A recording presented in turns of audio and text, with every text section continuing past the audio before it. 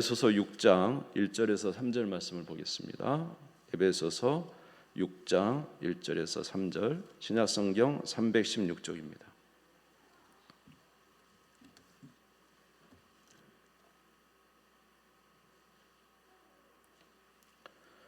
에베소서 6장 1절에서 3절 신약성경 316쪽 말씀 봉독하겠습니다.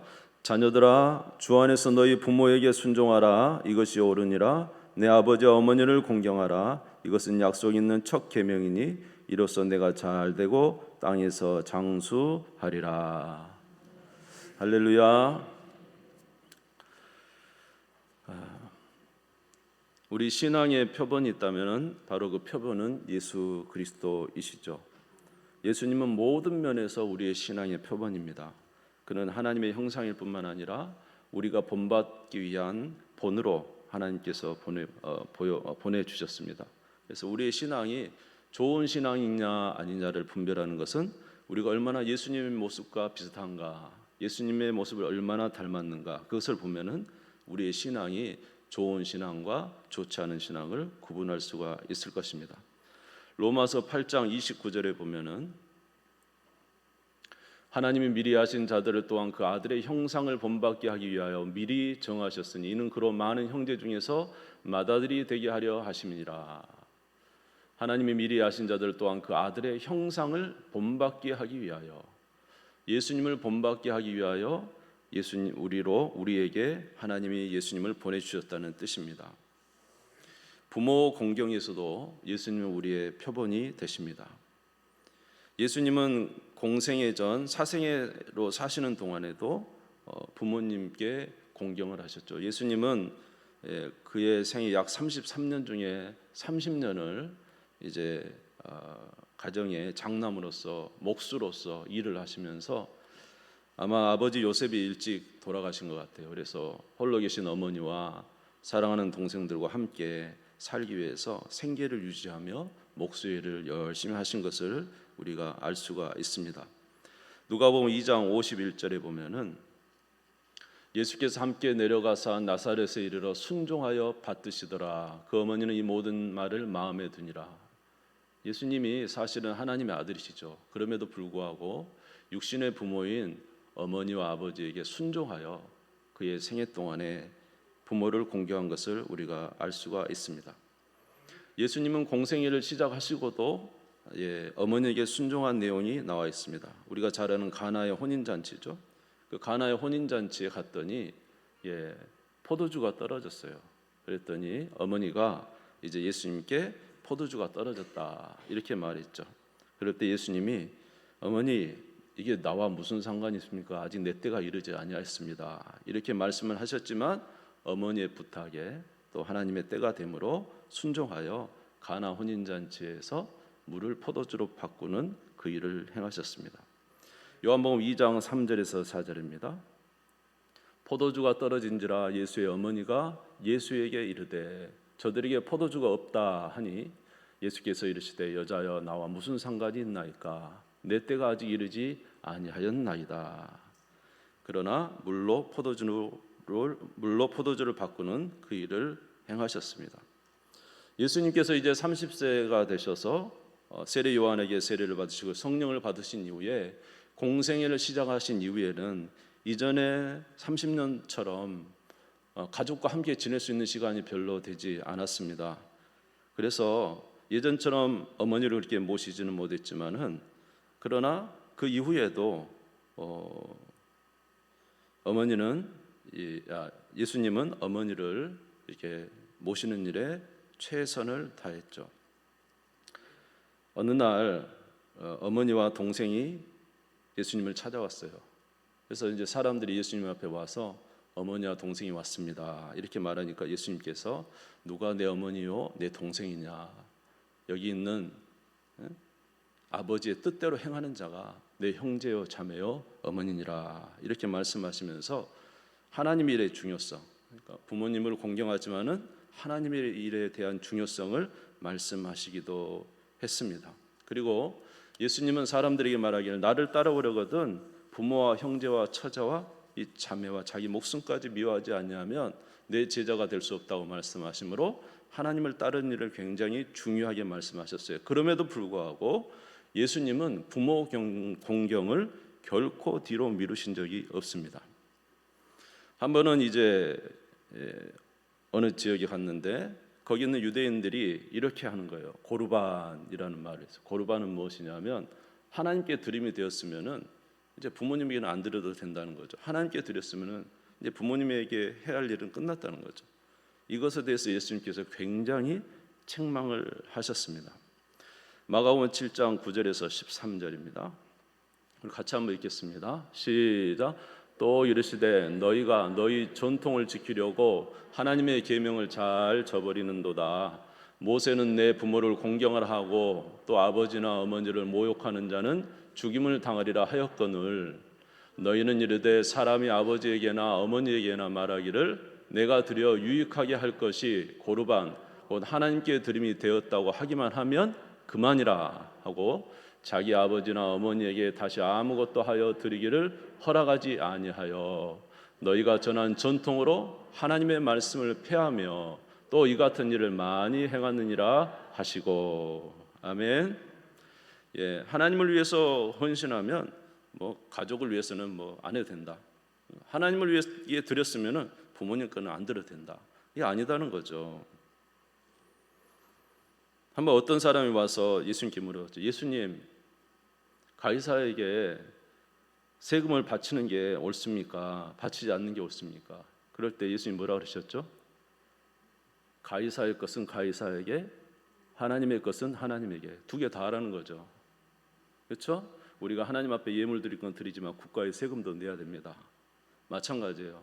우리가 하나님을 섬길 것은 섬기지만은 부모님에 대한 도리도 똑같이 해야 되는 거예요. 아시겠죠? 그러니까 우리가 하나님께 드리니까 부모에게는, 뭐 하나님께 헌신하기는 가족에 소홀한다. 이것은 옳지 않은 겁니다. 하나님을 공경하면 가족도 소중한 거예요. 하나님을 공경하면 부모님도 소중한 거예요. 그러므로 하나님을 경외하는 자는 부모에게도 공경하는 것이고 가족에게도 충성을 다하는 것입니다. 성경은 계속 이것을 말하고 있습니다. 디모데가 목회하는 에베소에는 과부들이 많았어요. 그래서 에베소 교회가 이제 구제하려고 진짜 과부를 찾아서, 힘든 과부들을 찾아서 이제 구제하는 일을 하려고 했어요. 그런데 이 일을 할 때 사도 바울이 디모데에게 간곡하게 말하는 것이 있어요. 만약에 그 과부에게 자녀가 있다면 교회가 먼저 구제하기 전에 자녀들이 부모를 먼저 공경하는 것을 가르쳐라. 자녀들이 먼저 부모를 공경하는 것을 가르쳐라. 이렇게 말하고 있습니다. 디모데전서 5장 4절에 보면 만일 어떤 과부에게 자녀나 손자들이 있거든 그들로 먼저 자기 집에서 효를 행하여 부모에게 보답하기를 배우게 하라. 이것이 하나님 앞에 받으실 만한 것이니라. 자녀들이 건강한 자녀들이 있음에도 불구하고 부모에게는 효도하지 않고 교회를 통해서 공급만 받으려 한다면 이것은 옳지 않다는 거죠. 자녀들이 먼저 건강한 자녀이면 부모를 양육하는 것을 먼저 가르치라는 거죠. 이것이 옳다는 것이죠. 할렐루야. 디모데전서 5장 7절에서 8절 보면은 놀라운 메시지를 하고 있습니다. 같이 읽겠습니다. 시작. 내가 또한 이것을 명하여 그들로 책망받을 것이 없게 하라.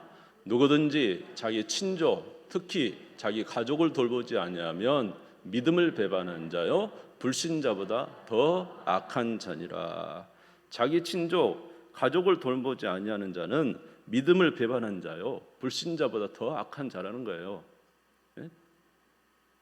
하나님을 믿는다고 하면서 가족을 돌보지 않고 자기 친척을 돌아보지 않는 매정한 자는 불신자보다 더 악하다고 이렇게까지 우리에게 말씀하고 있습니다.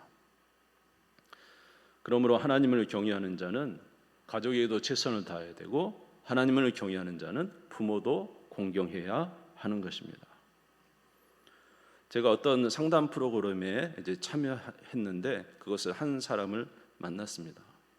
가만히 들어보니까 그 가정이 너무 어려웠어요. 아버지는 몸이 안 좋아서 거동이 불편했어요. 어머니는 중병이 걸려서 몸져 누워서 계셨어요. 이제 그 어머니 아버지 돌보던 누이마저 병이 걸렸어요. 그래서 일을 하러 나가지 못해요. 집에서만 있어야 돼요. 그런데 이 남자분이 아버지는 몸져 누워 있죠. 어머니도 중병 걸렸죠. 누이도 이제 집에만 있어야 되죠. 이런 상황이니까 너무 암담한 거예요. 너무 열악한 그 가정 환경 속에서 이제 도저히 살 수가 없어서 그냥 가족을 버려두고 나와버렸어요. 예. 그 말을 들으니까 참 그 힘든 상황을 이해가 돼요. 이해가 돼. 그러나 또 한편으로는 너무한다 그런 생각이 들었어요. 그렇게 가족을 팽개치고 나와서 이제 직장 생활을 하고 결혼도 하고 아이를 낳았어요. 그런데 그가 하는 말 중에 가만히 들어보니까 좀 이상한 말이 있었어요. 그것이 무엇이냐면 자기는 여행을 다닐 때 자기만을 위해서 혼자 다닌다는 거예요. 왜냐하면 아내와 함께 다니면 불편해. 자기 자신만을 위해서 여행 다닐 때는 꼭 혼자 다닌다는 거예요. 그 말을 듣고 저는 이제 그런 생각을 했어요. 부모를 저버리고 가족을 저버리고 자기만을 위해서 살더니 결혼 생활에도 문제가 있구나. 부모와 가족과 함께 고통을 함께 나누지 못하더니 결혼한 후에도 가족과 함께 행복을 나눌 줄 모르는구나. 그런 생각을 했습니다. 가만히 들어보니까 역시 아내와의 관계가 좋지 않았고 가정 형편도 좋지 않다는 것을 느끼게 되었어요. 여러분, 가족을 돌보지 아니하면서 어떻게 복된 삶을 살 수가 있겠습니까? 우리 하나님은 우리의 가족을 돌보는 것을 기뻐하시고 또 우리에게 그것을 우리에게 명령해 주셨습니다. 주님을 사랑하는 저와 여러분 되시기를 바라고 부모를 공경하는 우리 모두가 되시기를 주의 이름으로 축원합니다. 예수님은 그의 공생애 동안도 부모에게 최선을 다했지만은 그가 마지막 세상을 떠날 때도 죽음을 앞둔 그 순간에도 최선을 다해서 효를 행했습니다. 여러분이 잘 아시는 대로 요한복음 19장 25절 27절에 보면은 예수님이 십자가에 달려서 이제 다 이루었다 하기 그 직전이죠. 바로 그 앞에 이제 자기의 제자 사도 요한과 어머니와 다른 여자분들이 서 있었는데 그곳에서 이제 하시는 말씀입니다. 자, 그 사도 요한에게 말했죠. 보라, 내 어머니다. 이런 말씀을 하시죠. 이게 무슨 말입니까? 이제 나는 세상을 떠나지만 요한아, 네가 내 대신 어머니를 모시라는 거죠. 요한복음 19장 25절에서 27절 같이 읽겠습니다. 25절 27절 시작.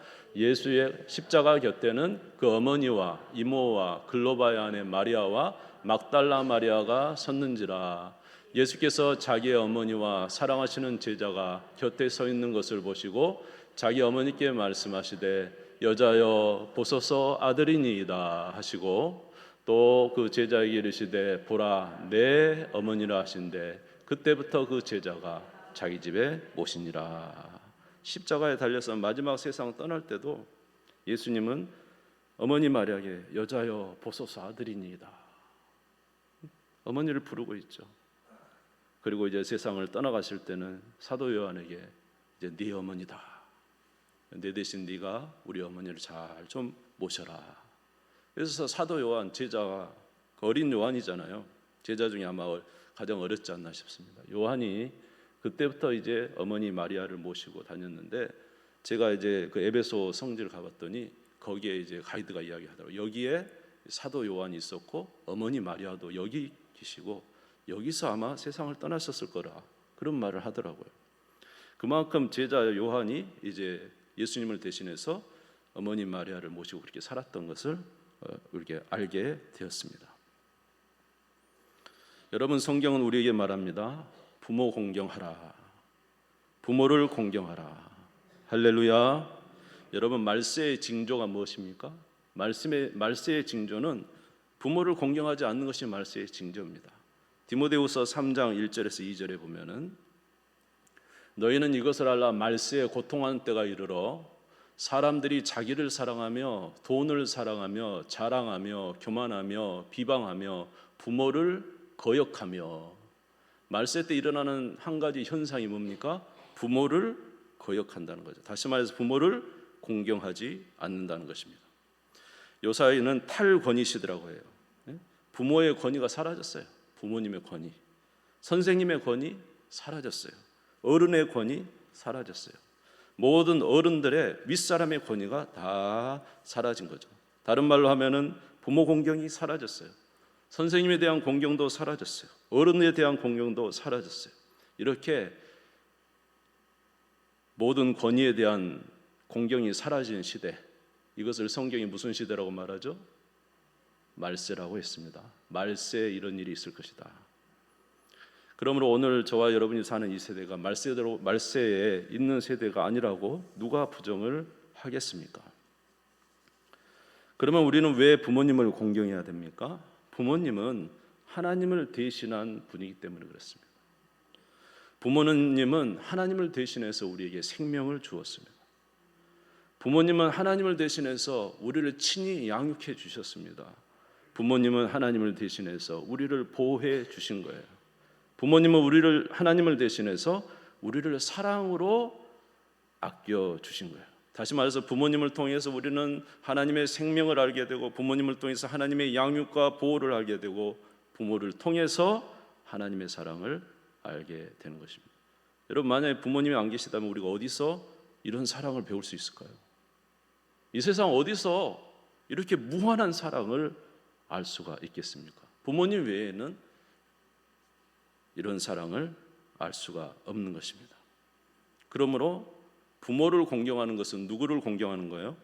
하나님을 공경. 왜? 제5계명이 뭡니까? 내 부모를 공경하라. 이것이 바로 하나님이 우리에게 주신 인간과 인간 사이의 제 첫 번째 계명입니다. 이래서 4계명은 하나님을 위한, 하나님을 공경하는 계명이고, 사람과 사람 사이의 가장 중요한 첫 번째 계명은 내 부모를 공경하라 라는 것입니다. 여러분, 부모를 공경하는 우리 모두가 되시기를 주님의 이름으로 축원합니다.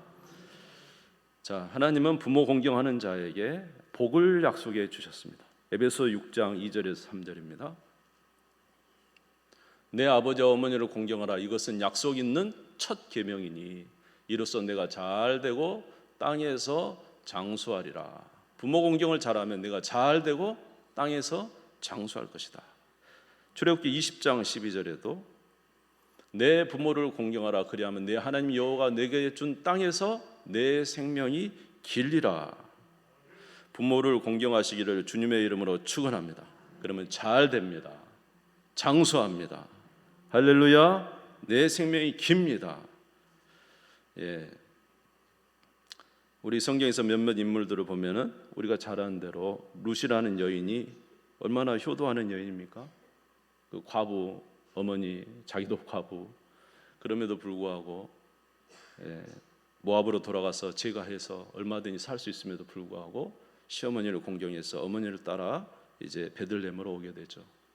베들레헴으로 와서 이제 거기서 하나님께서 그에게 복을 주시죠. 약속대로 잘 되는 복을 주시죠. 그래서 보아스를 만나게 되고 거기서 아이를 낳는데 바로 누구를 낳습니까? 다윗의 할아버지 오벳을 낳게 돼서 다윗의 계보에 들어가게 됩니다. 마태복음 1장 5절에서 6절 보시면은 룻은 오벳을 낳고 오벳은 이새를 낳고 6절에 보면은 이새는 다윗 왕을 낳으니까요. 또 이삭은 참 복을 많이 받은 사람이죠. 여러분, 그 하나님은 어떤 하나님이라고 그러셨어요? 나는 아브라함의 하나님, 이삭의 하나님, 야곱의 하나님이죠. 대표적인 인물 세 분, 아브라함과 이삭과 야곱. 그러나 이 세 명의 인물들 중에서 그 인생이 가장 좀 평탄하고 좋았다고 평가되는 인물이 이삭인데, 이삭은 왜 하나님께서 이렇게 많은 이 아브라함이나 야곱처럼 어려운 삶을 주지 않고 평탄한 삶을 주었을까? 여러 가지 이유가 있겠지만은 이 아버지가 자기를 번제로 드릴 때 아버지를 공경하고 믿음으로 아버지께 순종했어요. 그냥 아버지를 믿어드리고 아버지께 순종했죠. 그때 자기 자신을 이제 아버지에게 드리기도 했지만 하나님 앞에 드림으로 말미암아 하나님이 이삭을 이제 칭찬하신 것 같습니다. 그래서 이삭의 삶은 이 세 명의 삶 중에 특별히 복된 삶인 것을 알 수가 있습니다. 이삭은 하나님으로 큰 복을 받았습니다. 창세기 26장 12절에서 13절을 읽겠습니다. 이삭이 그 땅에서 농사하여 그 해에 100배나 얻었고 여호와께서 복을 주심으로 그 사람이 창대하고 왕성하여 마침내 거부가 되었다. 하나님 이삭이 농사하니까 하나님이 그 땅에 100배의 소출을 주셨죠. 부모님을 공경하고 하나님을 공경하는 이삭에게 하나님이 큰 은혜를 베풀어 주신 것을 알 수가 있습니다. 이삭은 또 장수했습니다. 창세기 36장 28절에서 29절에 보시면 이삭의 나이가 36장 28절 이삭의 나이가 180세라 이삭의 나이가 많고 늙어 기운이 다함에 죽어 자기 열조에게로 돌아가니 이삭의 나이는 180세예요. 3명 중에 가장 오래 살았어요. 가장 오래 살아요. 장수하였죠. 여러분 다윗도 부모에게 효도하는 사람이었어요. 자기가 사울 왕에게 그렇게 피해 다니면서도 부모님을 모시고 다녔어요. 사무엘상 22장 3절에 4절 보면은 다윗이 거기서 모압 미스베로 가서 모압 왕이 이르되 하나님이 나를 위하여 어떻게 하실지를 내가 알기까지 나의 부모가 나와서 당신들과 함께 있게 하시기를 청하나이다. 다윗은 사울에게 쫓겨다니면서도 그렇게 위험한 순간에도 부모님을 모시고 다녔어요. 그러면서 부모를 위험한 곳에서 피해서 모압 왕에게 잠깐 부탁하기도 하고 이런 내용들이 나와 있습니다. 사랑하는 성도 여러분, 부모를 공경하면 잘 되고 장수할 것이라고 말씀하셨어요. 부모 공경하는 우리 모두가 되시기를 주님의 이름으로 축원합니다. 그러면 하나님 약속대로 우리에게 은혜를 베풀어 주실 줄 믿습니다.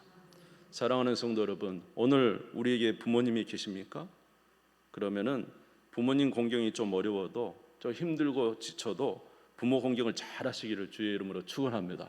그럼 반드시 하나님께서 그의 상한 은혜를 우리에게 채워 주실 줄 믿습니다. 여러분 부모라는 이 단어는 부모님만을 말하는 게 아니에요. 사실은 권위에 대해서 말하는 권위. 부모와 같은 권위. 아까 말한 대로 부모님, 스승님, 어른들. 오늘 저와 여러분들이 진짜로 공경해야 될 대상이 누군가 한번 생각해 보시기 바랍니다. 부모 공경하라 이 말 한마디로 끝나지 마시고 오늘 저와 여러분이 진짜로 공경해야 될 대상이 누군가.